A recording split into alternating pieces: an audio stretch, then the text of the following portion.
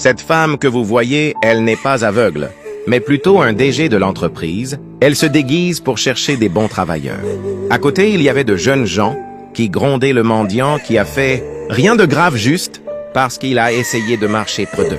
Regarde-toi, regarde comme ton corps dégage des mauvaises odeurs. Mais tu veux marcher toujours près de nous? Non, je suis désolé, j'étais juste de passage. Pardonnez-moi, parfois je suis un peu dépassé car j'ai très faim. Quitte la sorcière voleur, regarde comme tu es là. Même toute ta génération restera toujours pauvre. Pourquoi tu dis ça tout ça? Parce que je suis marché près de vous? À ce temps, la voilà Madame la DG qui arrive. Mais déguisée à une aveugle et dit « Bonjour, bonjour, je vous vois pas, mais j'ai écouté seulement votre voix.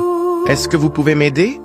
Je cherche seulement 500 francs pour acheter quelque chose à manger car j'ai faim. » Tout le monde commence à rire, mais les mendiants ne rient pas et regardent toujours la dame. Tu veux que la suite se termine comment?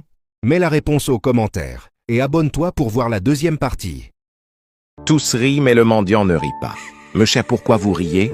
Je juste demandé d'aider, car j'ai fait 3 jours sans manger, c'est pour ça. J'ai décidé de marcher pour chercher des laides, s'il te plaît. Aidez-moi. Quitte là, on n'a rien à te donner si parfois tu avais des yeux pour voir, tu allais voir aussi. L'autre sorcier qui est venu nous demander encore l'argent, donc on va rien vous donner car vous êtes des sorciers des pauvres, des sans-abri. Ces gens traitent la femme de tout le mauvais nom et du coup le mendiant au nom de Becca dit « Madame, t'inquiète pas, moi là j'ai un 200 francs congolais. Sur ma poche, prends ça et cherche de quoi manger. Moi je suis un homme, je vais me débrouiller seulement. » La femme prend l'argent, il dit « Merci vraiment, je vois te du bon cœur. » En ce temps, un gars qui passait a vu la femme qui se déguisait en aveugle. « Oh, mais c'est notre chef, qu'est-ce qu'elle fait ici? » Il approche « Bonjour patronne, mais qu'est-ce que vous faites ici comme ça? » D'autres commencent à rire. « Et toi qui es ta patronne? C'est une vieille dame, toi vraiment, est-ce que cette pauvre? Elle peut être ta patronne? » « Oui, c'est ma patronne. » Et la femme, elle enlève ses lunettes et dit « Oui, je suis pas aveugle, je suis le DG de l'entreprise, j'ai beaucoup d'argent. Je faisais tout ça pour chercher des employés qui ont des bons cœurs, donc je crois que je vais engager ce mendiant ici car c'est lui qui a un bon cœur. Jeune homme, aujourd'hui même, je t'embauche, tu vas travailler comme secrétaire numéro 1 de l'entreprise, tu auras les salaires de 25 000 $ par mois. » Et Becca savait plus quoi faire. Il se mit à genoux et remercie l'Éternel et la femme. Et les jeunes gens qui se moquaient d'eux commencent à regretter pour leurs actes. Fin d'histoire. Qu'est-ce que t'as tiré comme leçon? Laisse ta réponse aux commentaires. Merci. Ces draps que vous voyez ne pas. Un drap, mais un esprit d'une femme qui veut se venger contre un mec qui l'a sacrifié pour avoir l'argent. À ce temps, un mec le voyait, il se cache pour regarder la scène. Et voilà le mec en question qui discutait d'un contrat au téléphone et la femme approche chez le mec. En ce temps, les mecs au nom de Becca commencent à suivre la femme pour regarder ce que la femme va faire. La femme approche chez les mecs. « Bonjour monsieur, ça va? »« Oui, ça va madame. Désolé monsieur, pardon, je t'ai vu de loin. Je te trouve tellement mignon et je vais être ta go. » À ce temps, Becca regardait toujours la scène et les mecs sans même réfléchir dit directement « Oui, j'accepte. » Ou vraiment si tu acceptes réellement. « Est-ce que tu peux m'embrasser? » Oui, pourquoi pas. Mais Becca avait de dons de vision et dit « Eh mon Dieu, si seulement ces mecs embrassent cette fille, la fille va prendre son esprit. Qu'est-ce que je dois faire pour protéger ce mec? » À 7 ans, les mecs voulaient embrasser la femme et Becca criait « Non !» Tu veux que la suite se termine comment? Mets la réponse aux commentaires et abonne-toi pour voir la deuxième partie. Il voulait embrasser la femme et Becca crie « Non, n'embrasse pas cette fille car c'est une revenante. Elle est déjà morte. Elle veut partir avec toi. » Les mecs rient et disent « Regarde-toi comme tu y es, pourquoi vous les pauvres? Vous êtes comme ça? Une belle femme comme elle peut être une revenante ou une sorcière?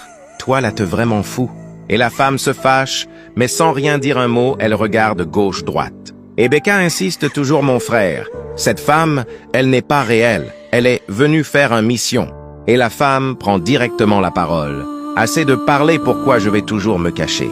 Je suis venue prendre cet homme, car il m'avait sacrifié pour avoir d'argent il y a 2 ans. Donc aujourd'hui, je suis venu me venger. Je ne partirai pas d'ici sans lui. Il doit payer pour tout ce qu'il m'a fait. » Et les mecs se rappellent directement de ses actes.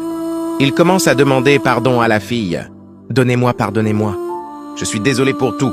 Pardonnez-moi. » Et la femme regarde le mec et elle embrasse. Le mec par force directement. Il prend son conscience et les mecs, il devient Fou et la femme disparaît. Becca avait pas le choix et part. Selon vous, les mecs méritent vraiment ça? Mets ton avis sur les commentaires. Merci. Maman, c'est lui qui m'a déviergé.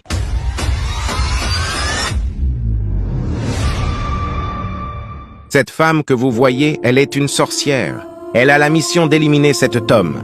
Bonjour bébé, tu vas bien? Non, ne me touche pas, je vais pas bien. On m'a donné de tes nouvelles, donc toi, là, tu me trompes avec mon ami. Oh non, non, je te trompe pas. Oui, tu me trompes. Et mon pasteur m'a dit que t'es pas une bonne femme, donc je veux plus te marier. Je veux plus être avec toi, donc cherche un autre gars. Ah non, non, mon amour. Moi, je vais toujours toi. Cette femme insistait, toujours pour faire sa mission. Écoute-moi bien, moi j'écoute toujours mon pasteur. Il m'a dit, t'es pas une bonne femme, donc je vais pas de toi, dégage de ma vie. Ne me cherche plus. Ah, Becca, donc tu m'avais appelé pour me dire ça? Oui, c'était pour te dire ça parce que chaque fois je suis avec toi, c'est toujours des problèmes et des problèmes, donc je ferais mieux de chercher un autre chemin. Bye! La femme était troublée. Envoya sa mission de éliminer cet homme en train d'échouer. Mon amour, s'il te plaît, mon père a beaucoup d'argent. Je vais même commencer à te donner de l'argent chaque mois. Non, non, merci, je vais pas de ton argent. Mais je veux juste te quitter, n'insiste plus. On m'a dit que t'es une sorcière, donc pars loin de moi, je veux plus te voir. Ce temps, il maman passé avec sa fille, et la fille a vu Becca, et a crié, maman, voilà les mecs qui m'a deviergé.